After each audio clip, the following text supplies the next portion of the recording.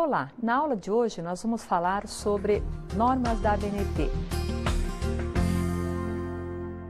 que é o órgão responsável pela normalização de trabalhos científicos de um modo geral. Nós sabemos que ciência, ela é de conhecimento público. Assim, a elaboração de textos, de pesquisa, livros, documentos com informações para públicos diferenciados são apenas algumas das facetas do vasto processo de comunicação. Essa comunicação, ela também viabiliza o intercâmbio das ideias e de experiências dos pesquisadores, dos estudiosos a respeito dos seus trabalhos científicos. Nessa linha de pensamento, então, o autor de qualquer trabalho científico, ele tem a responsabilidade de produzir documentos que sejam normalizados, para que todos possam compreender exatamente todas as informações que são colocadas à disposição desse público. Então, além de todo o cuidado na produção dos trabalhos científicos, o autor também tem que ter cuidado com relação à digitação e estrutura de um trabalho acadêmico. Vamos começar então com o formato. Utilizamos sempre folha A4. A forma de digitar, ou seja, a folha de estilo, como é que fica? Nós percebemos então, temos que ter aqui na margem superior e na margem esquerda, temos que ter 3 centímetros. A margem direita e inferior, 2 centímetros. Observamos também que o texto deve ser justificado, ou seja, a margem o texto não deve ultrapassar essa linha, tanto na parte esquerda quanto na direita. Observamos também o parágrafo, ele deve se iniciar sempre a aproximadamente 7 espaços a partir da margem esquerda. O espaço entre linhas é 1,5. A letra que geralmente usamos é Arial, Times New Roman e o número sempre número 12. A paginação de um trabalho científico, ou melhor dizendo, de uma monografia, como é que fica? Nós temos a primeira capa do trabalho que não conta, não recebe número e não conta. Na verdade, a numeração começa a ser contada a partir da folha de rosto. No entanto, esse número não fica visível.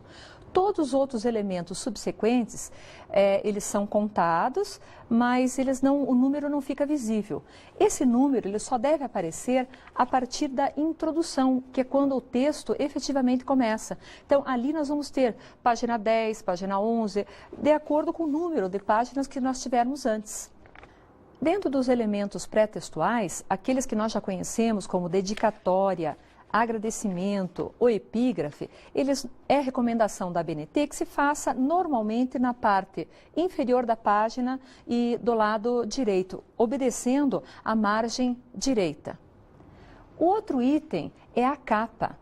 A capa é o elemento que cobre, que reveste todo o trabalho. É conveniente que se veja com a instituição na qual será apresentada a monografia, qual é a cor recomendada, porque às vezes difere de uma instituição para outra. A cor pode ser verde, ou às vezes preta, ou azul, então é conveniente consultá-los em primeiro lugar. Os elementos que nós colocamos na capa são aqueles mesmos que nós já falamos anteriormente, que se coloca na primeira capa interior, ou seja, colocamos o nome da instituição, colocamos o autor do trabalho, o título, a cidade e o ano. Após a capa, nós temos a folha de rosto e ela terá, como nós também já vimos, os mesmos elementos utilizados na capa.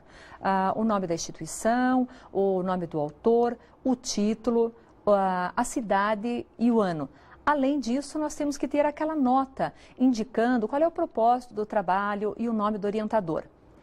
Bom, depois deste item, nós temos o sumário, que também é importante falar. Nós temos a orientação da ABNT que nos diz o seguinte: eles devem ser colocados tal e qual eles aparecem durante o trabalho, ou seja, seguindo aquela numeração de itens primários, secundários, terciários e quaternários, caso existam no trabalho, obedecendo aquelas normas, ou seja, em negrito se forem itens primários, todas as letras em maiúsculas. Se forem itens secundários, eles devem estar todos em maiúsculas sem negritos e assim por diante. Em seguida, nós temos o texto que começa com a introdução. Bom, nós já sabemos que o texto ele vai ser o desenvolvimento da pesquisa, do trabalho propriamente dito. O que nós temos a observar na questão das orientações da ABNT? Em primeiro lugar, toda vez que nós tivermos qualquer palavra estrangeira ou qualquer palavra que mereça destaque, nós temos que colocar em negrito ou então em itálico. É importante também que esse texto tenha uma boa estrutura, sempre com introdução, desenvolvimento e conclusão. Notas de rodapé. Essas notas, elas aparecem ao pé das páginas e elas têm o objetivo de complementar o texto, para não sobrecarregar esse texto. Elas podem ser de referência, ou seja, nós vamos indicar a fonte, colocando o sobrenome do autor, o título do livro, a cidade, a edição, o ano e tudo mais que é necessário para uma referência. Ou elas podem também ser explicativas, que evitam explicações muito longas dentro do texto. Essas notas de rodapé, elas são utilizadas, ou são indicadas, melhor dizendo, primeiro para indicar a fonte de uma citação. Elas também podem ser utilizadas e indicadas para fornecer a tradução de um texto que apareça numa outra língua estrangeira. Ou elas podem surgir simplesmente para fazer a observação pertinente a algum termo específico dentro do trabalho. Vamos ver um exemplo. Observem que as notas de rodapé, elas aparecem na mesma página em que está a indicação. Tanto ali nós temos no texto Gibson, número 1, Stakeholders, nós temos número 2. A explicação deve estar na mesma página. No entanto, ela fica separada do texto por uma linha de aproximadamente 3 centímetros e, além disso, ela será escrita o número da fonte será menor. Geralmente usamos número 10. Também se orienta para que essas notas de rodapé não sejam muito longas, para não sobrecarregar muito. Então, nós usamos quando as explicações são relativamente curtas. Aqui nós temos 2 tipos de notas de rodapé. A primeira é a de referência do Gibson, onde nós temos ali o título do artigo, o nome do jornal, enfim, todas as referências de um periódico.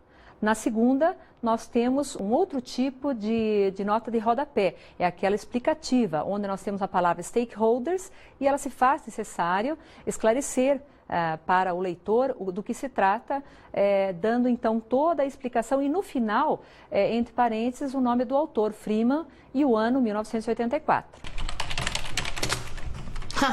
Agora eu fiquei na dúvida.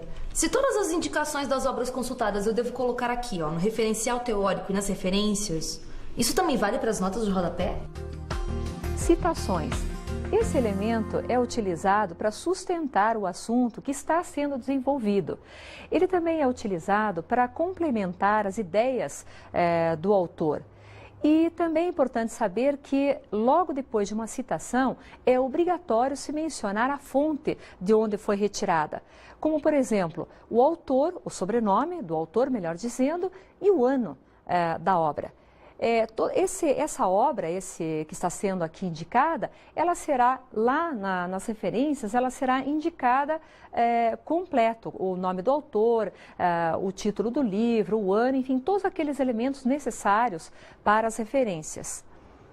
Nós temos 2 tipos de citação. Uma delas são as citações diretas, que é, na verdade, o famoso recortar-colar.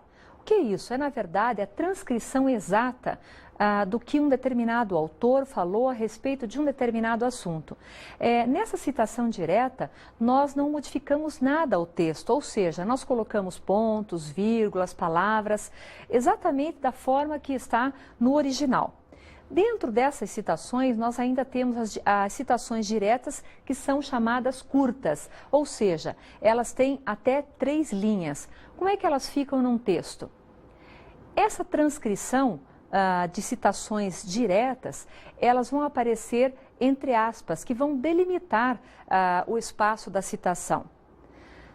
Além disso, é preciso prestar atenção na obrigatoriedade de se colocar, após uma citação direta curta, se colocar o nome do autor e o ano da obra. Vamos dar uma olhada no exemplo. Então vejam, o conhecimento do senso comum é o conhecimento do povo obtido ao acaso após inúmeras tentativas, é ametódico e assistemático. Observem que, entre as aspas, está a citação que foi dita ou foi retirada desse livro de Servo Bervian, exatamente com o ano e com a página de onde ela foi retirada. Observem também que quando o autor ou os autores aparecem dentro do parênteses, eles devem estar escritos totalmente em letras maiúsculas. Temos também as citações diretas longas. Essas serão consideradas assim quando tiverem mais do que 3 linhas. Aí elas terão que ser escritas num parágrafo separado e numa margem mais recuada. Vamos dar uma olhada no exemplo. A investigação científica se inicia quando se descobre que os conhecimentos existentes, originários das crenças do senso comum, das religiões ou da mitologia, são insuficientes e impotentes para explicar os problemas e as dúvidas que surgem. O autor, nesse caso, ele é colocado entre parênteses, todo ele em letra maiúscula, indicando o ano da obra e a página de onde essa citação foi retirada. Observem que esse texto ele deverá ser escrito em letra menor do que o restante do texto, geralmente utilizamos a letra número 10, e o espaçamento entre linhas também. Ao passo que todo o texto é utilizado 1,5, numa citação direta e longa, nós vamos utilizar espaço simples. Citações indiretas também são chamadas de citações livres. Por quê? Porque neste caso, o autor da monografia, ele vai redigir o texto com as suas próprias palavras, mas com base nas ideias de um outro autor. Então, percebam que nós temos duas coisas aqui. Eu tenho o texto que é produzido pelo autor da monografia, mas as ideias são de um determinado autor. Ainda assim, eu tenho que indicar no final, eu tenho que indicar o nome desse autor, que eu retirei essa ideia, o ano, mas nesse caso eu não preciso colocar páginas. Por quê? Porque como o texto não foi retirado da obra, apenas as ideias, então não cabe, nesse caso aqui, indicar a página, como no caso das citações diretas. Citação de citação. Neste caso, nós estamos lendo um livro, encontramos uma citação, mas que não foi dita pelo autor daquele livro. Ela foi dita por um outro autor que está sendo citada ali. Então vamos ver no exemplo como é que fica. Então vejam que aqui nós temos uma citação de citação, uma que é longa e outra que é curta. Vamos ver, a longa nós já sabemos que ela vem separado do texto. Então, quando nós temos lá em cima a respeito do conhecimento, Leopoldo e Silva, entre parênteses, o que eu tenho? A expressão apud, que em latim significa citado por Cotrim, ano 2000, página 57. Então vejam que o autor dessa citação que vem em seguida, ela foi dita lá pelo Leopoldo e Silva. A teoria do conhecimento pode ser definida como a investigação acerca das condições do conhecimento verdadeiro. Nesse sentido, podemos dizer que existem tantas teorias do conhecimento quantos foram os filósofos que se preocuparam com o problema. Bom, aqui, portanto, outra coisa a ser observada, que o nome do autor Leopoldo e Silva, ele está fora do parênteses. Logo, nós não vamos ter toda escrita em letras maiúsculas, vamos respeitar apenas a primeira letra por ser um nome próprio. Vejam, comparem a diferença com o Cotrim, que está dentro do parênteses. Depois do próximo parágrafo, nós temos o conhecimento do senso comum caracteriza-se por ser elaborado de forma espontânea e instintiva. Segundo Buzi, apud cotte. Então, o que nós temos ali? Novamente, foi o Buzi que falou, o conhecimento do senso comum é um viver sem conhecer. Mas não foi o Cotte que falou. No entanto, ele indicou esse autor. Por isso que nós colocamos a expressão apud, que significa citado por Cotte, ano de 97 e página número 24. Citações da internet. Essas devem ser utilizadas com muita cautela, dada a temporalidade e a fidedignidade de alguns sites. Por isso, antes de retirar qualquer coisa da internet, certifique-se de que a origem é segura para colocar no seu trabalho científico. Além disso, é bom lembrar que uma citação da internet ela é igual a qualquer outra citação retirada de livros, jornais e periódicos, ou seja, é obrigatório que se coloque depois de uma citação, seja de qual fonte for, se coloque o autor e o ano. Agora vamos falar a respeito de referências. Costumava-se colocar antes referências bibliográficas. Hoje se recomenda que se coloque apenas referências, porque quando eu uso o termo bibliográficas, eu estou falando mais de livros. E hoje as fontes que nós consultamos são as mais variadas possíveis. Podemos contar com a internet, nós podemos contar com CD-ROMs, vídeos e outros tantos. Por isso, somente a palavra referências já é suficiente. Esse item ele é obrigatório em qualquer trabalho científico e acadêmico. Nesse item é feito um relato de todas as obras que foram utilizadas ao longo do trabalho escrito. É conveniente que no final se faça uma verificação entre todas aquelas obras relacionadas ali em referências com aquelas que foram indicadas lá nos elementos textuais da monografia.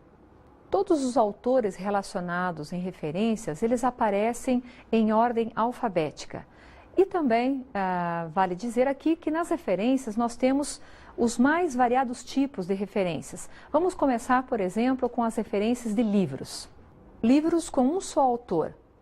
Observem que, nesse caso aqui, eu tenho, em primeiro lugar, o nome sobrenome do autor, seguido pelos prenomes. Em seguida, eu tenho o título do livro, que aparece sempre ou itálico ou negrito. Aqui nós optamos por colocar em negrito, Administração de Materiais. Logo depois do nome do livro, nós vamos colocar a edição, quinta edição. Não é necessário escrever a palavra completa edição, apenas ed, ponto. Essa será seguida pela cidade de onde foi impressa a obra, São Paulo, e que deve ser seguida, por sua vez, por 2 pontos. Seguindo a cidade, nós temos o nome da editora, Atlas. Observem que eu não preciso escrever a palavra editora, já está subentendido que a editora apenas o nome, Atlas, vírgula, e, finalmente, o ano em que a obra foi publicada. Todas essas informações necessárias para as referências, elas costumam aparecer normalmente na capa do livro e nas primeiras páginas nós costumamos encontrar essas informações como ano, a editora, são muito fáceis de se localizar. A outra referência são de livros com 2, 3 ou mais autores. Vamos dar uma olhada no exemplo. Nesse caso aqui, observem que nós temos 3 autores. Até 3 autores, nós vamos colocar o nome deles. Da mesma forma como procedemos lá para o livro de um só autor, colocando o sobrenome, e vírgula, e os prenomes. Ponto e vírgula, o segundo autor, ponto e vírgula, o terceiro autor. No caso de nós termos mais de 3 autores, como é que isso vai ficar? Aqui eu tenho Mamed, que é o sobrenome, o prenome Marli Vilela e vamos colocar a expressão et al, que em latim significa e outros, para que nós não precisemos relacionar todos os autores quando forem mais do que 3. Vamos agora ver as referências de artigos de publicações periódicas, como por exemplo, revistas. Nesse caso, nós temos um procedimento muito parecido com os livros. Primeiro coloca-se o sobrenome do autor, vírgula, e os prenomes, ponto. Só que em seguida, ao invés de termos o nome do livro, como acontecia antes, aqui nós vamos colocar o nome do artigo do autor, Educação, Formação Profissional, para além dos novos paradigmas, ponto. E nesse caso, em negrito, nós vamos colocar o nome do periódico, Boletim Técnico do Senac, vírgula, seguido pela cidade onde ele foi publicado. Observem que nesse caso de periódicos ou revistas, nós temos o volume, o número, a página em que se encontra esse artigo. Em seguida, nós temos o mês e, por último, o ano da publicação. Artigos de jornal. Vamos ver o exemplo. Aqui nós temos o sobrenome do autor, vírgula, seguido do seu prenome. Em seguida, nós temos o título do artigo desse autor, ponto, e nós temos então o nome do jornal, Folha de São Paulo. A data, 6 de setembro, o ano e o nome ou o número do caderno, se for o caso. a página que se inicia e que termina esse artigo. Observem que nesse caso eu não tenho o nome da cidade. Por quê? Porque o nome do jornal ele já contém o nome da cidade. Então, nesse caso, nós podemos omitir o nome da cidade ali nas referências. O próximo exemplo, nós temos ali o sobrenome do autor, Martins, vírgula, seguido do seu prenome, Fernando, ponto. Em seguida, o nome do artigo que ele escreveu, IPTU deve render 25% a mais, ponto, seguido do nome do jornal, Gazeta do Povo, vírgula, Curitiba, página 9, e a data em que ele foi publicado, 13 de janeiro, com o ano 2001. Observem que nesse exemplo, o título do jornal Gazeta do Povo não indica o nome da cidade. Por essa razão, vírgula, nós temos o nome ali, Curitiba. Então, repetindo, vamos prestar atenção toda vez que fizermos uma referência de algum jornal. Quando o nome do jornal já tem o nome da cidade, é desnecessário que eu escreva o nome dessa cidade. No entanto, quando o nome do jornal não tem o nome da cidade, não há como saber. Por essa razão, eu tenho que escrever o nome da cidade de publicação do jornal. Agora vamos falar sobre referências de guias. Vamos ver um exemplo. Quando fazemos uma referência de guias, começamos com o nome. Neste caso, Brasil, Roteiros Turísticos é o nome do guia.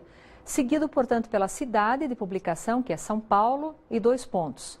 Em seguida, eu tenho o nome da editora, vírgula, 1995, que é o ano de publicação, e o número de páginas, 319P, ponto. E quando as referências são de um evento, vamos ver como é que fica no exemplo. Quando nós fazemos a referência de algum evento, nós temos que colocar tudo em letras maiúsculas, o nome desse evento, nesse caso aqui, Seminário Nacional de Bibliotecas Universitárias, o número desse seminário, que nesse caso é 7, o ano em que ele se realizou, que é 1991, a cidade em que ele se realizou, nesse caso Rio de Janeiro, ponto. Em seguida eu tenho o nome da publicação, anais, que normalmente são feitos após seminários, tudo escrito em negrito. Em seguida, colocamos a cidade da publicação, que por acaso é a mesma, Rio de Janeiro, 2 pontos, seguido pela editora, aqui SIBI, UFRJ, vírgula, e o ano de publicação, 1992. Catálogos de exposições de editores e outros. Vamos ver o exemplo. Nesse caso, começamos tudo em letras maiúsculas, com o autor ou com a instituição responsável pelo catálogo. Nesse caso, nós temos British Council, ponto, seguido pelo título do catálogo, aqui, Paperbacks for Universities, ponto. Damos a cidade onde ele foi publicado, London, vírgula, o ano em que ele foi publicado e, ponto, finalmente nós colocamos o tipo de catálogo, nesse caso, o catálogo de exposição. Por último, vamos falar de referências da internet que são muito utilizadas hoje em todos os tipos de trabalhos. Vamos ver um exemplo. Esse tipo de referência, como todos os outros, começa com o sobrenome do autor, seguido pelo prenome, Morgado, vírgula, Lina, aqui no nosso exemplo. Em seguida, colocamos entre parênteses o ano de publicação daquele artigo que nós estamos utilizando. É importante dizer o seguinte, que esse ano de publicação nem sempre aparece na internet. Então, fica esclarecido então que se está disponível, nós vamos colocar. Se não tiver, simplesmente omitimos esse dado. Em seguida, colocamos o nome do artigo, nesse caso, o lugar do hipertexto na aprendizagem, alguns princípios para a sua concepção. Colocamos apenas em negrito, apenas o primeiro nome, o primeiro título, que vai até os 2 pontos. Observem que depois não está em negrito. É dessa forma que se faz. Em seguida, colocamos a cidade, São Paulo, 2 pontos, o nome do site, nesse caso aqui, ou periódico, que no caso é Moderna Online Fazendo Escola. Em seguida, utilizamos a expressão disponível em, seguida do endereço completo que nós utilizamos. E depois disso, nós colocamos acesso em e indicamos a data em que nós tiramos aquela informação. Nesse caso, 17 de setembro de 1999. Regras e preceitos só têm valor com a capacidade natural do ser humano. Quintiliano nos diz assim, que regras e preceitos só têm valor com a capacidade do ser humano. Na verdade, é isso que a ABNT nos faz. Ela coloca uma série de preceitos, de orientações a respeito da elaboração de trabalhos científicos. Cabe à capacidade humana utilizar todas essas orientações da melhor maneira possível para apresentar um trabalho de qualidade.